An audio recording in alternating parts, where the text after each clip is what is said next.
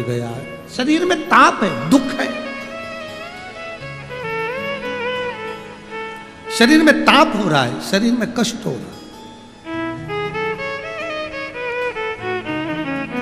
बुखार आ रहा है। शिव मंदिर में गया, पहुंचा,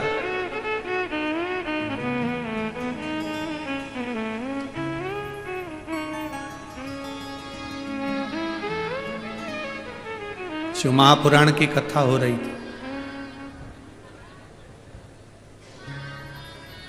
और शिव महापुराण की कथा हो रही थी तो उसमें बीच बीच में महाराज जी हर हर महादेव कह रहे थे। देवराज को अच्छा नहीं लग रहा, देवराज को ठीक नहीं लग रहा।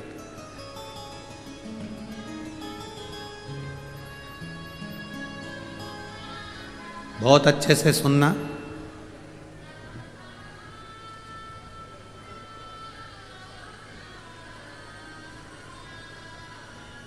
जब शरीर में ताप बढ़ता है, जब शरीर में ताप बढ़ता है, जब शरीर में बुखार आता है, जब शरीर में कष्ट आता है, जब शरीर में ताप बढ़ता है तो भोजन छूट जाता है।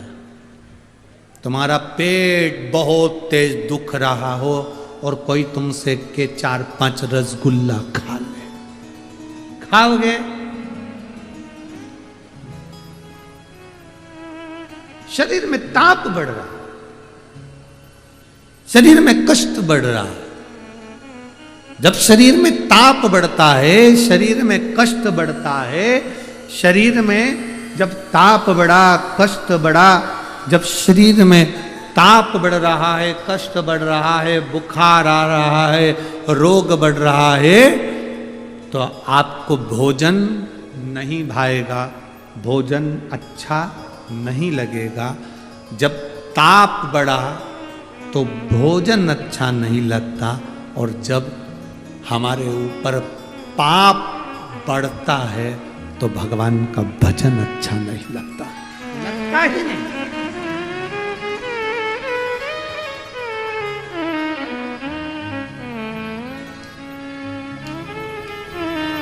पाप बढ़ने पर भोजन, पाप बढ़ने पर भजन अच्छा नहीं लगेगा। जब पाप कर्म बढ़ता है तो भजन में मन नहीं लगता, भक्ति में मन नहीं लगता, स्मरण में मन नहीं लगता। शिव कथा कर रही है, भगवान शंकर का गुणगान कर रहा है।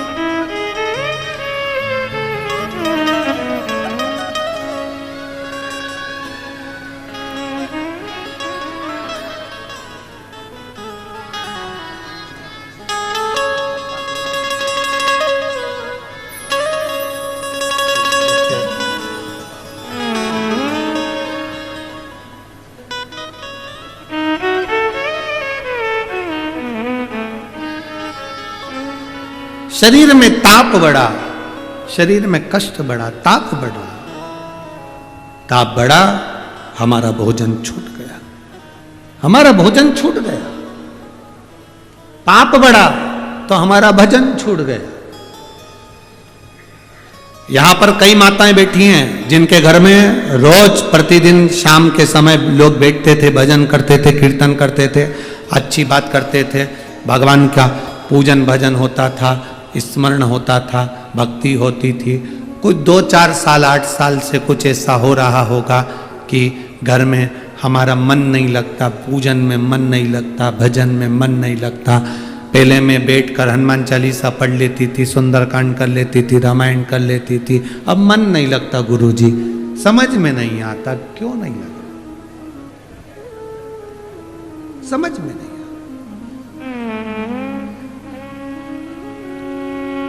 कारण समझ नहीं आ रहा। आपके साथ में भी ऐसा हुआ होगा, ऐसा नहीं कि नहीं हुआ होगा, आपके साथ में भी ऐसा हुआ होगा। आपके भी स्मरण में ऐसा आया होगा, कभी कभी आपको भी लगता होगा मेरा भजन में मन नहीं लग रहा है, मेरे स्मरण में मन नहीं लग रहा, मेरे कीर्तन में मन नहीं लग रहा, कारण समझ नहीं आ। ध्यान रखना, हमारे घर में जरूर कुछ ना कुछ ऐसा आया है, हमारे घर में कुछ पाप कर्म ऐसा हो रहा है, घर का कोई ना कोई व्यक्ति, घर का कोई ना कोई व्यक्ति जरूर कोई पाप कर्म में उलझ रहा है, तो हमारा भजन कम होते जा रहा है, हमारा भजन कम होते जा रहा है, भजन में कमी आती जा रही है। भोजन कब कम होता है?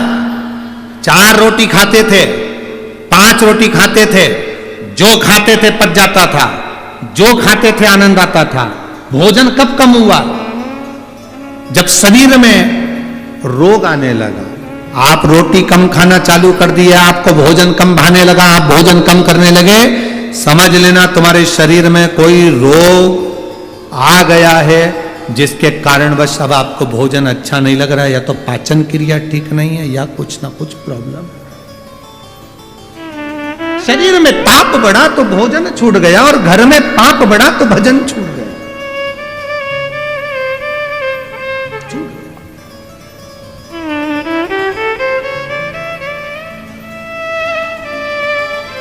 भोजन भी अच्छा कर रहे हो और भजन भी अच्छा कर रहे हो, तो समझ लेना कि शिव जी की कृपा है, बाबा की बड़ी करुणा है। दुनिया का सबसे सुखी व्यक्ति कौन सा है? जिसका शरीर स्वस्थ है। प्रथम सुख, जम के बोलिए जरा, प्रथम सुख निरोगी काया। ये शरीर ठीक है, आप आनंद में। कष्ट है, समझ लो कि अब हमारा थोड़ा सा शरीर ठीक नहीं है, तो भजन भी छूट रहा है और भोजन भी छूट रहा है।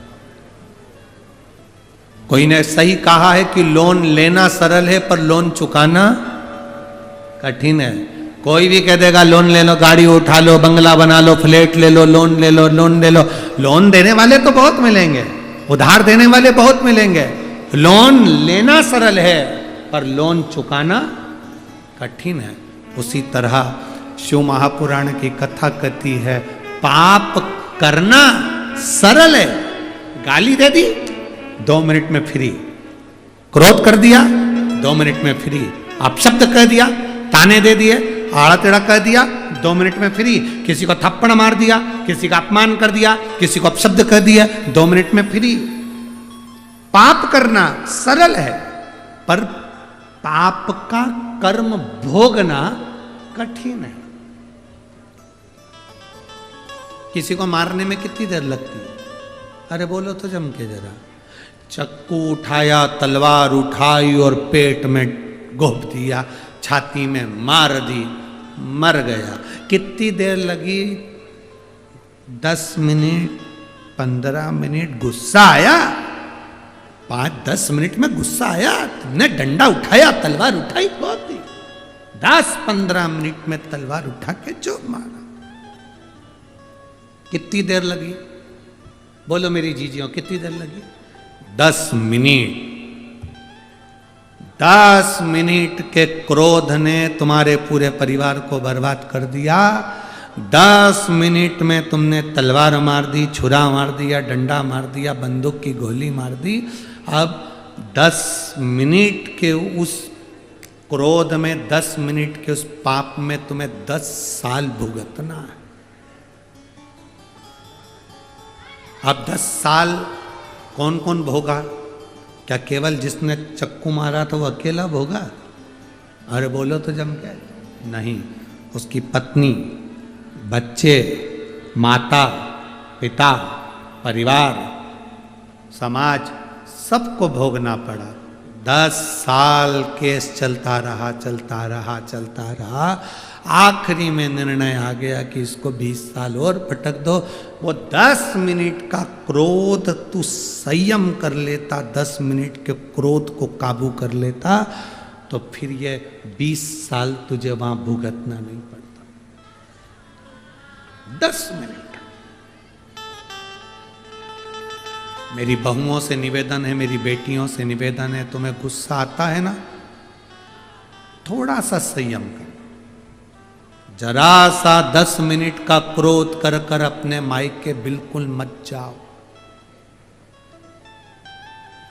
जो माताएं कह देती हैं ना कि मैं अब तो रहना ही नहीं तुम्हारे साथ, मैं जा रही यहां से, उठाया चली रही। 10 मिनट का क्रोध आया है, अपना दरवाजा मत छोड़ो, घर मत छोड़ो। ज्यादा गुस्सा आ रहा है, रसोई घर में जाओ, गैस जलाओ, चाय बनाओ, पी जाओ।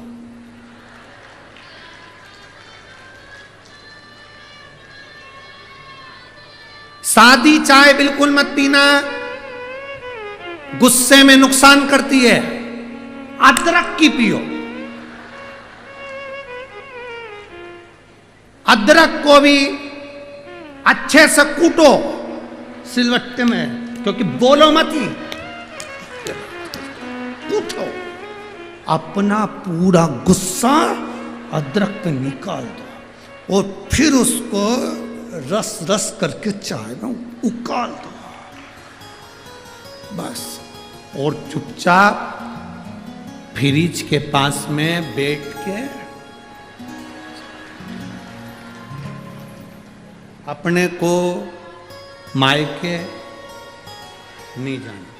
घर के लोग कितना भी कह जा तेरे बाप के घर के, तो नहीं जाऊंगी, यहीं दाल मूंग की दलूंगी, नहीं जा।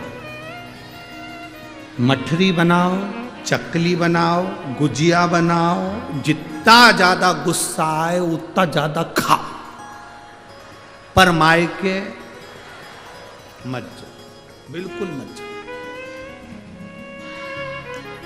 वो कितना ही के जा तेरे बाप के घर, नहीं जाऊंगी। क्यों नहीं जाएगी? मठरी बनाऊंगी, नहीं जाओ। रसोई घर में जाओ, मैदा निकालो,